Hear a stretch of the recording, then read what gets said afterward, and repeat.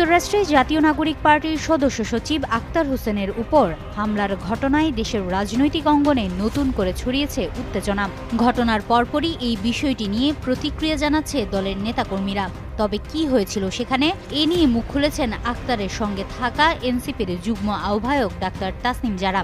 মঙ্গলবার ভোর ৫টা ২৩ মিনিটে নিজের ব্যক্তিগত ফেসবুক পেজে বিষয়টি নিয়ে প্রতিক্রিয়া জানান ডাক্তার তাসনিম জারা। লেখেন, যুক্তরাষ্ট্রে পৌঁছানোর পর দলের সদস্য সচিব আক্তার হোসেনের উপর হামলা হয়েছে। তাকে লক্ষ্য করে ডিম ছোড়া হয়েছে, অশালীন ভাষা ব্যবহার করা হয়েছে।